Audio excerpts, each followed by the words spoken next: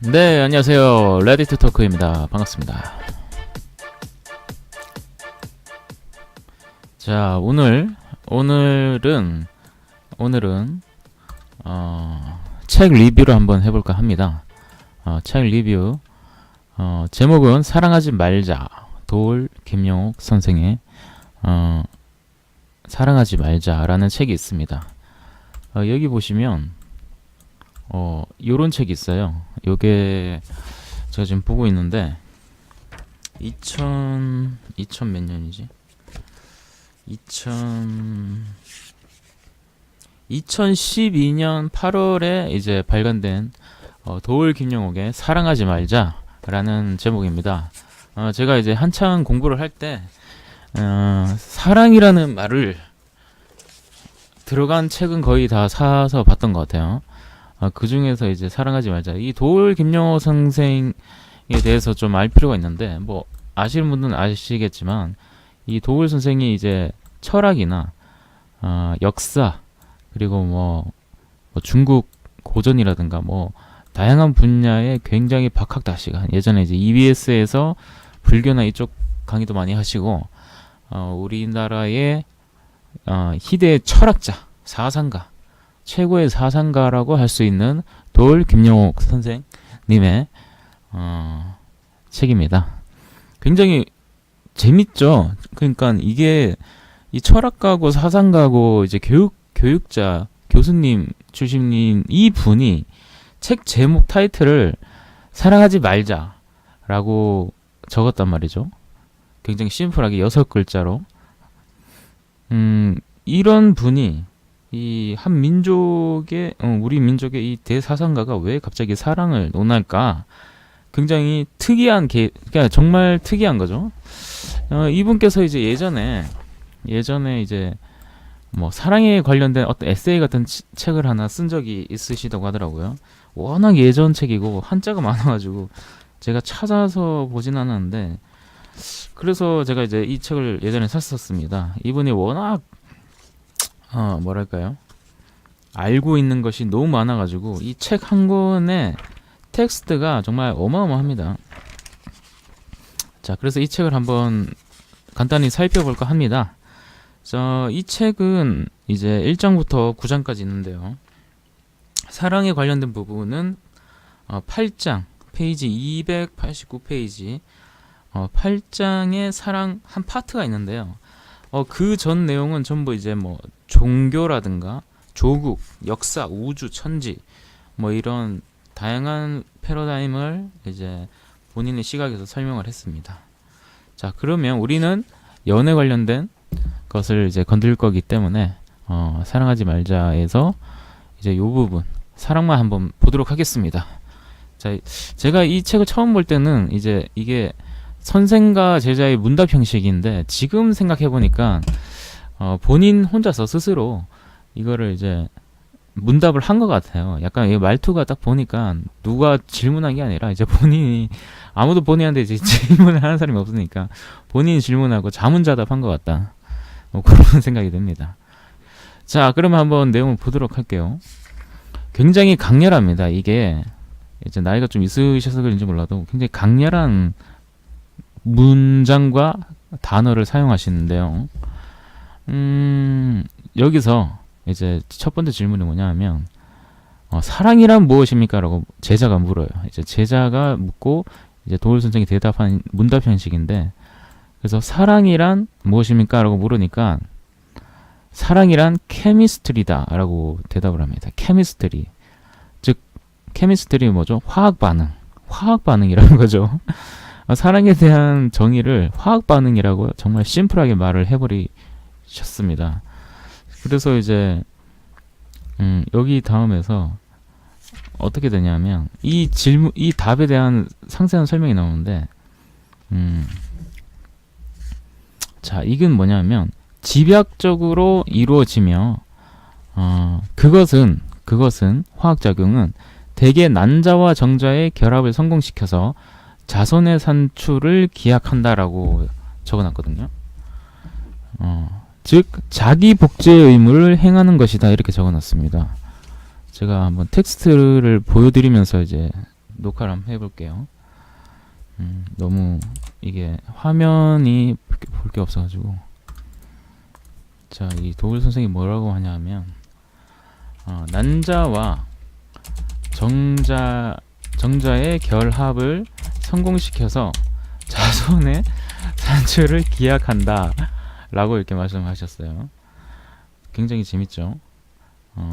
굉장히 뭐랄까요, 굉장히 직설적이면서도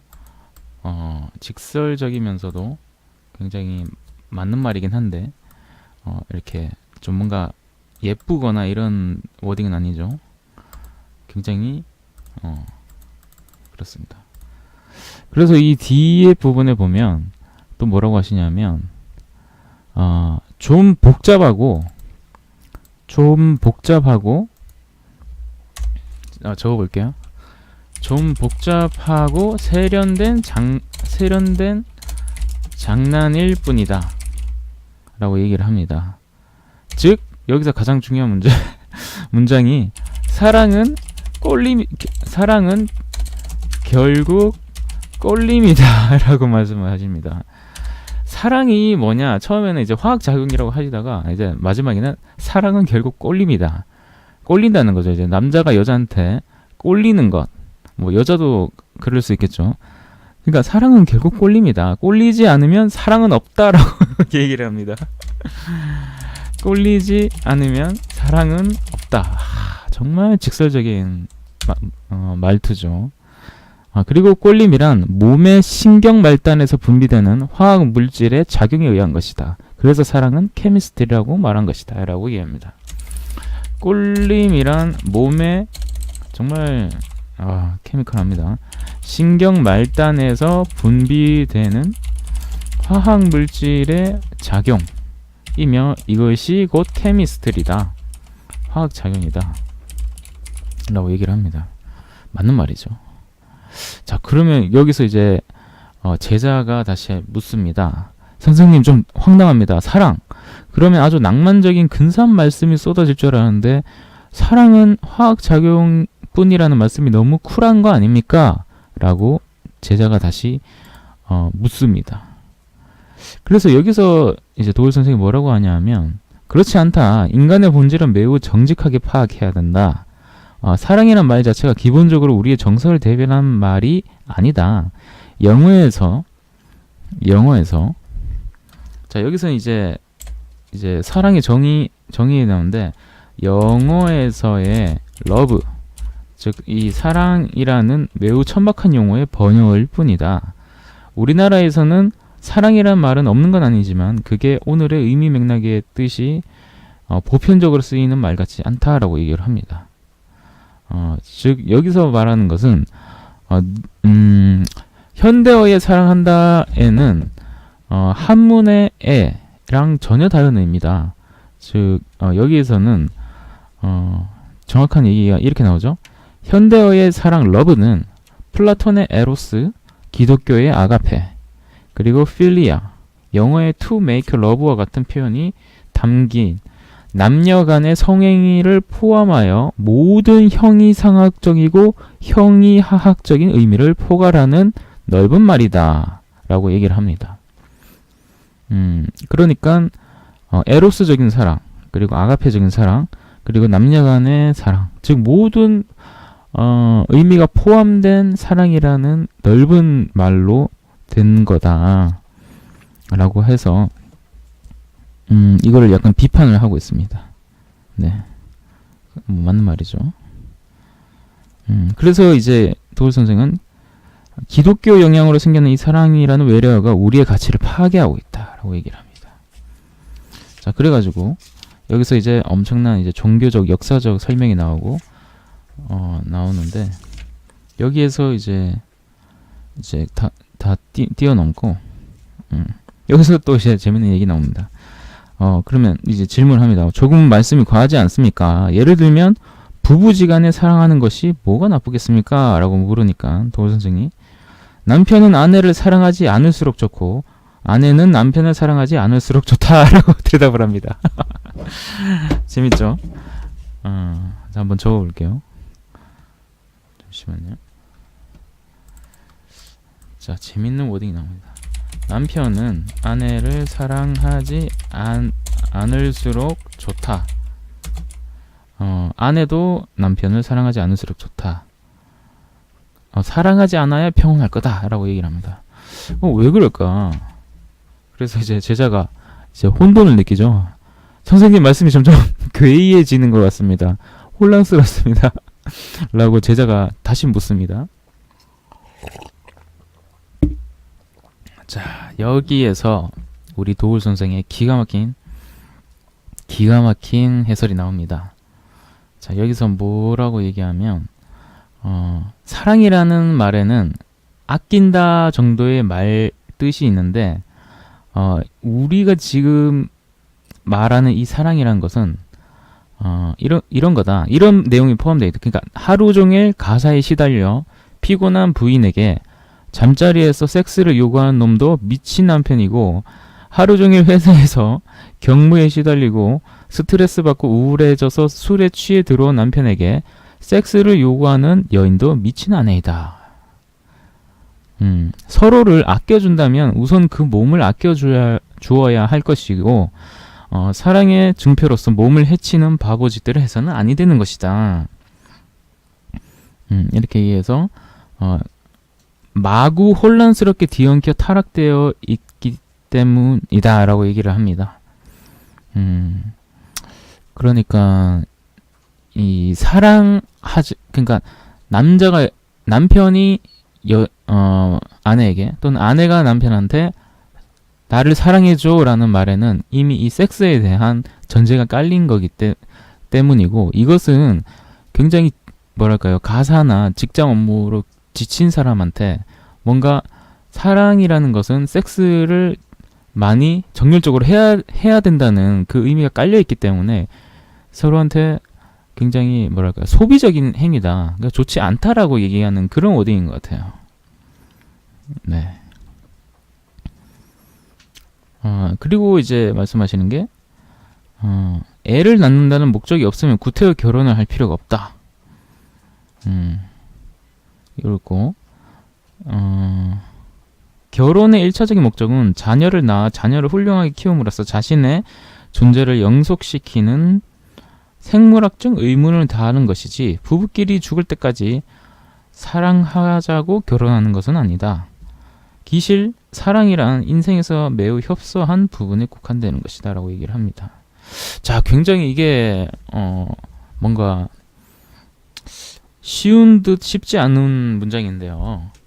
자, 여기서 이제 말씀하시는 게 사랑이라는 거를 인생이라는 큰 프레임에서 봤을 때는 매우 협소한 부분에 국한되는 것이라고 줄여버립니다. 즉 사랑이라는 이 굉장히 복잡하게 함축되어 있는 이 단어 때문에 우리들은 너무 소비적이고 불편하고 불행하게 살아간다라고 얘기를 하시는 거죠.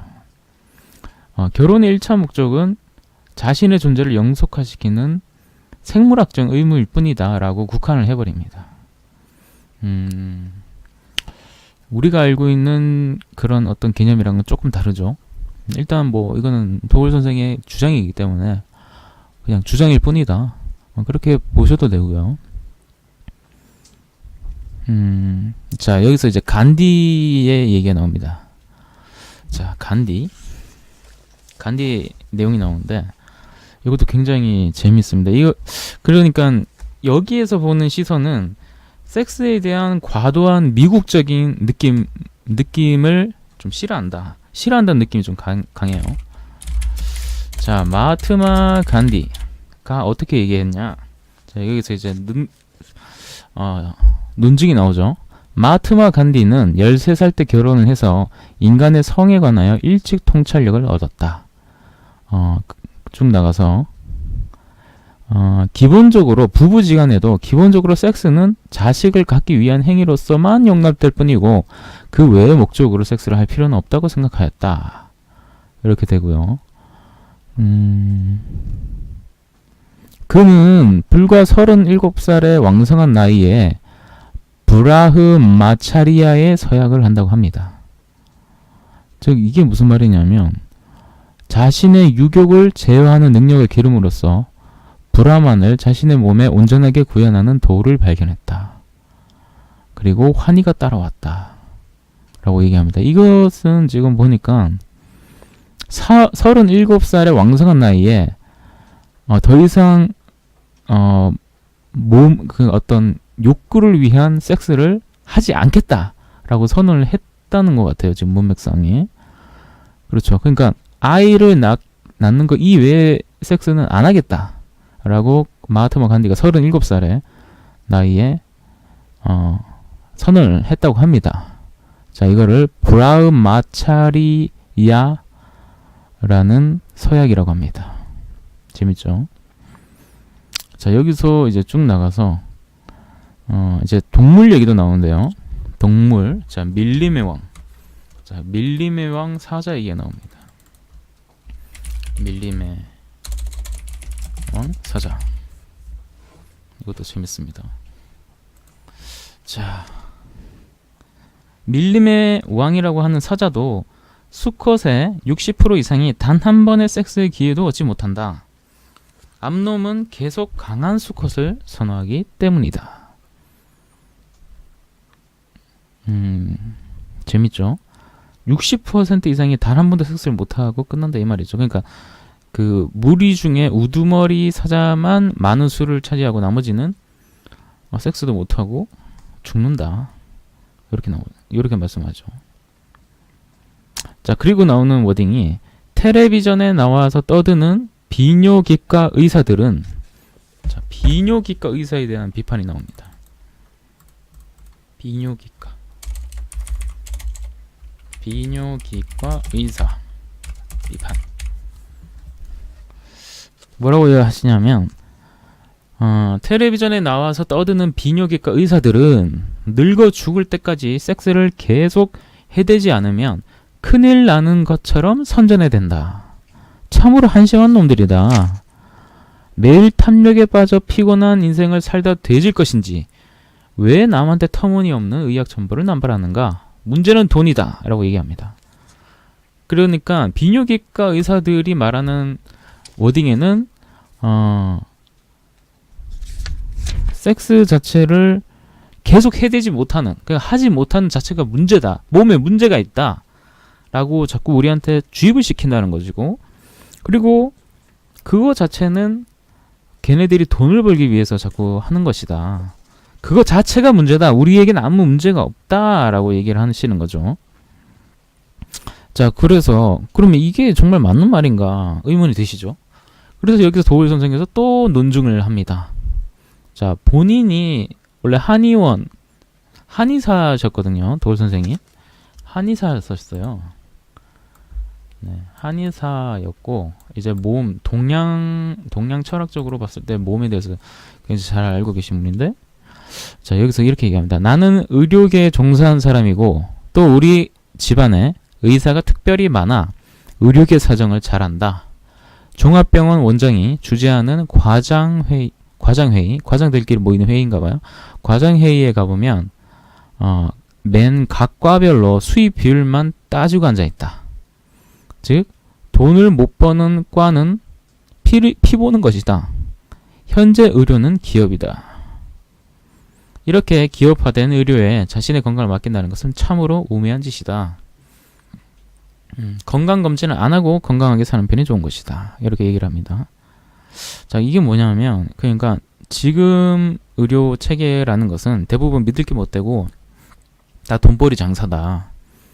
그렇기 때문에 의료 소비를 촉진시키는 방식으로 의료 조직과 국가 권력이 서로 얽혀져 있다. 즉 환자가 양산되어야만이 대병원의 수익 구조가 돌아가게 만들어져 있기 때문이다 라고 얘기를 합니다. 맞는 말이죠. 자, 그리고 나오는 워딩이 꼴리지 않으면 그것을 생리적 축복으로 알고 성스러운 삶을 살면 그만이다. 부부지간에 겨우 할 일이 섹스밖에 할 일이 없는가? 꼴리지 않으면 안 하면 그만이다. 어찌하여 비아그라를 먹고 지랄 발광을 해야 하는가? 원 세상에 이런 미친 의료가 어디 있는가? 이런 것들이 모두 우리 삶에 침투한 사랑이라는 개념 지도의 왜곡과 관련된 문제들이다. 라고 얘기를 합니다. 자, 이것을 뭐라고 하냐? 싸구려 팬섹슈얼리즘적인 20세기 성문화를 생산해낸 것이다. 라고 얘기를 합니다. 이렇게 되죠. 자, 그리고 나서 이제 또 다른 얘기로 막 넘어가는데 일단 여기까지 한번 정리를 해보겠습니다. 즉 꿀림. 자, 아까 말했을 때 그러니까 여기에서 지금 도울 선생이 사랑하지 말자라고 얘기했던 게 알고 봤더니 어떤 뭐랄까요, 이 팬섹슈얼리즘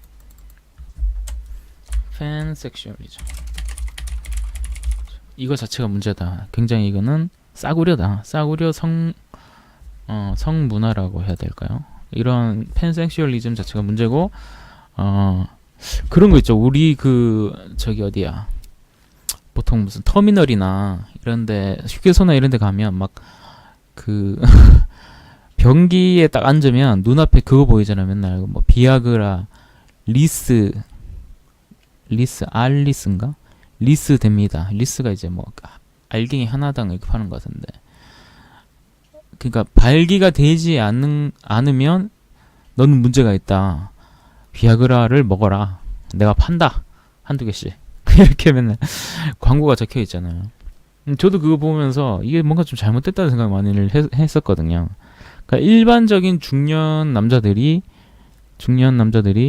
이제 부부관계가 잘 안 되거나 발기가 잘 안 되거나 이럴 때 이것 자체를 굉장히 내 몸이 문제가 있다. 나의 정력이 문제가 있다라고 생각을 해서 이제 비아그라까지 먹는 상황이 되나 봐요. 그게 이제 그렇게 됐는데, 그러면 이제 비아그라를 사 먹고 이제 매번 사 먹고 이제 해야 되는 상황이 됐는데, 이거 자체가 사실은 제가 봤을 때도 잘못된 거다. 그 무슨 말이냐면 이 꿀림이라는 이 뭐랄까요? 이게 보통 이 화학 작용이기 때문에 2년 이상이 되면 항체가 생겨서 더 이상 없죠. 이게 생기지 않죠. 화학 작용이. 근데 그 화학 작용으로 해서 발기가 안 된다는 게 사랑이다. 그러니까 뭐죠? 그러니까 이거 너무 직설적인 워딩을 썼나?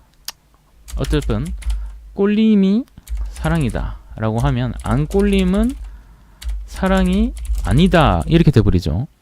즉 발기가 안 되면 내가 문제다 이렇게 되는데, 사실 이게 다 틀린 말이거든요. 발기가 안 되는 것, 노꼴림, 꼴림이 안 되는 이 노꼴림 상태가 사실은 정상입니다. 매우 정상이죠. 2년이 지나면 이러한 화학작용은 항체가 생겨서 정지가 됩니다. 그리고 이것이 자연에 순리고 정상적인 것입니다. 아시겠죠? 그러니까 중년의 남자가 꿀리지 않는 것은 그러니까 꿀리지 않다기보다는 그게 발기가 안 되는 것은 일단은 화학작용이 멈췄기 때문에 안 되는 것이고, 두 번째는 생리적으로 봤을 때 이제 정력이 많이 떨어져서 그런 것이고, 그런 것이죠.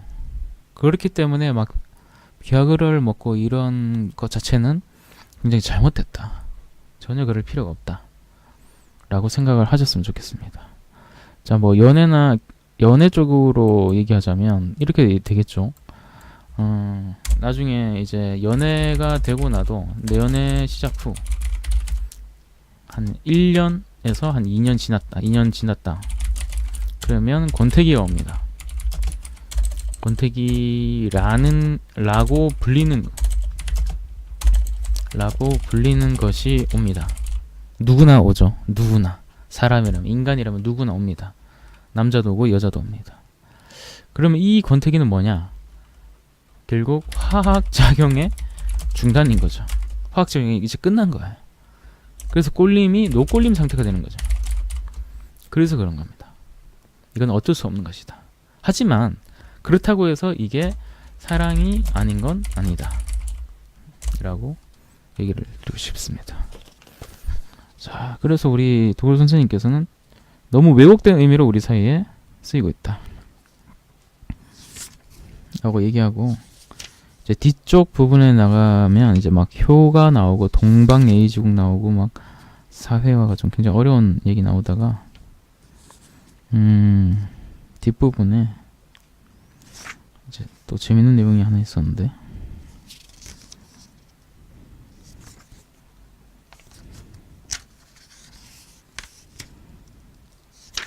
한번 볼게요.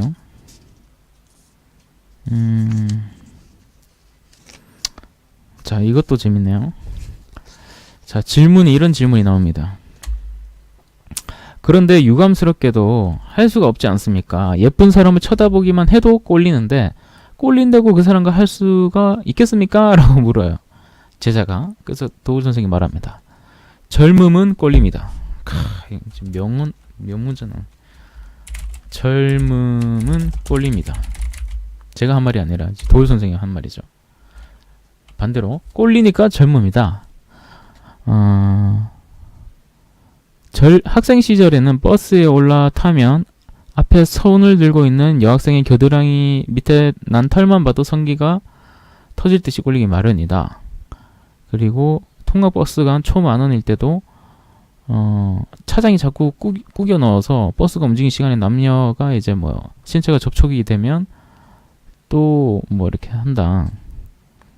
자, 여기서 이제 더 나가서 남자나 여자나 꼴리는 것은 마찬가지다.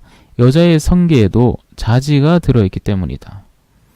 여자 성기 중에는 여자의 성기 중 클리토리스는 남자의 음경과 상동기관으로서 발생 과정에서 보면 남녀 태아가 거의 같은 모양으로 진행하다가 여자는 그것이 퇴화하는 반면 남자는 자지와 같은 발기 조직이 있어서 흥분과 동시에 피가 몰려 팽창한다. 이런 거죠. 그러니까 여자는 꼴려봤자 겉으로 드러나지 않을 뿐이다. 남자는 하루에 100번이라도 꼴릴 수 있다. 이것은 매우 이상한 현상이다. 동물의 세계에 있어도 암수의 성기가 다 노출되어 있고 이건 시각의 대상이다. 이렇게 돼 있죠. 그리고 남자의 성기가 꼴린 형상도 이렇게 쭉쭉 나가네요.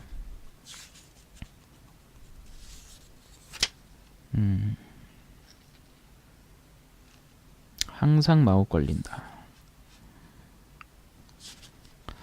자, 그래서 이게 뭐 어떻게 하라는 얘기인지는 잘 안 나와 있네요. 그래서 결론이 뭐지?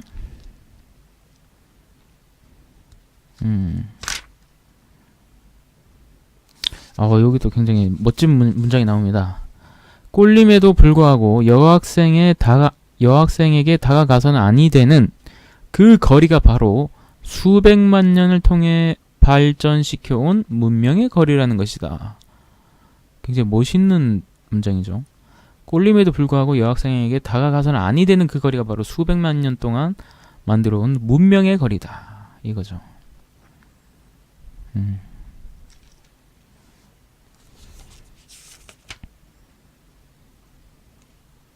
자, 그리고 이제 마지막에 뭐라면 꼴림의 해결 방안은 알아서 해라. 대신 사귐의 시간이 있어서 호상적으로 꼴려야 된다. 인터코스라는 것은 같이 뛴다. 그러니까 쌍방간의 합의를 이루어져야 되며 섹스가 융합의 황홀경이 되어야 되지 그 트라우마가 돼서는 안 된다. 그러니까 남에게 해를 끼치지 않는 상황에서 섹스를 해라. 쌍방간의 합의로만 해라. 그래서 뭐 이런 얘기가 나온 거죠. 뭐 알아서 잘 해라 이런 얘기 나오네요. 뭐 어떻게 잘 하고 이거는 없네요.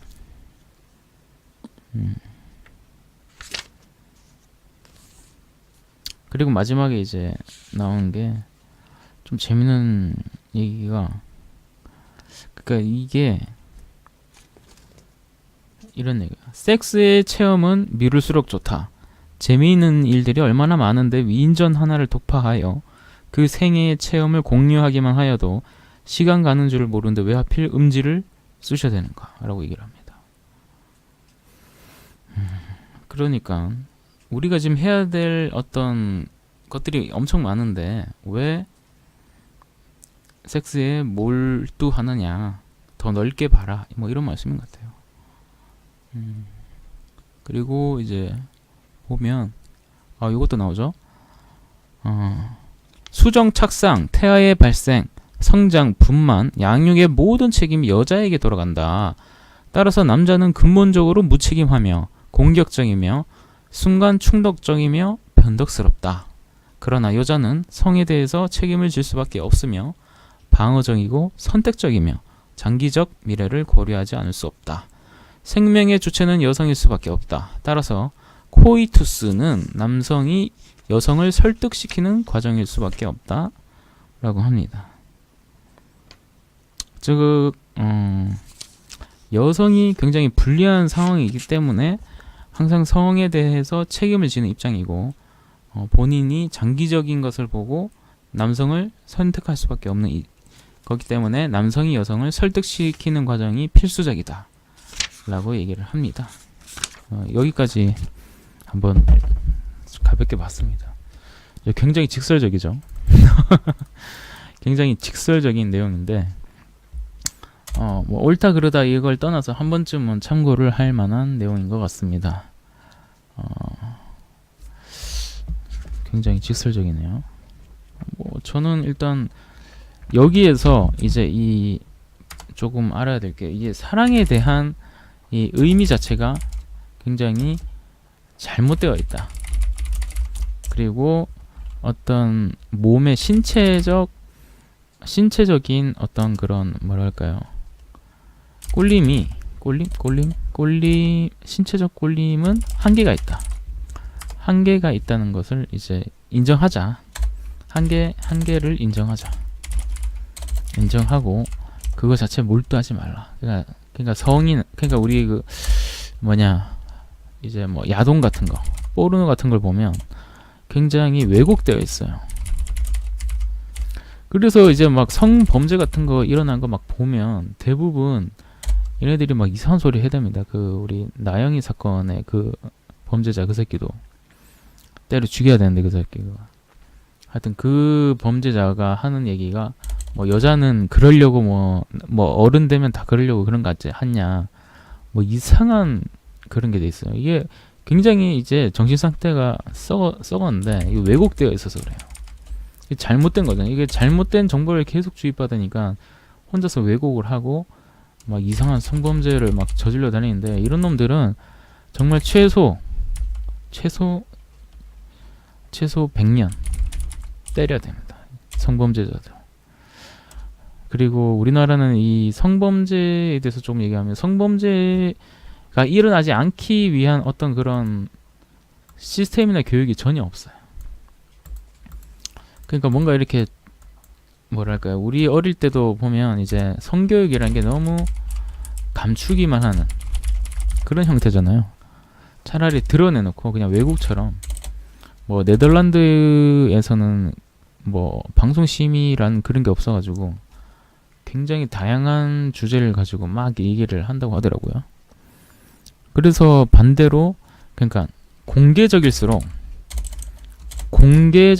성에 대한 성에 대한 게 어떤 성범죄가 떨어진다고 하더라고요. 그러니까 이게 감추면 감출수록 잘못된 게 자꾸 왜곡이 돼가지고 퍼지는 것 같더라고요. 그래서 이런 걸 봤을 때 우리의 나라에 아직 이 성문화, 성교육, 성인식이 아직은 멀었다. 그런 생각이 듭니다. 자, 일단 여기까지 해서 한번 마무리 해보도록 하겠습니다. 네, 우리 도요 선생의 사랑하지 말자. 사랑하지 말자라는 얘기는 반대로 잘못된 어떤 그런 의식을 갖지 말자, 뭐 그런 얘기인 것 같습니다. 굉장히 직설적인데 한번 심심하신 분들은 한 번씩 읽어봐도 좋을 것 같아요. 네, 일단 여기까지 하겠습니다. 네, 들어주셔서 감사합니다.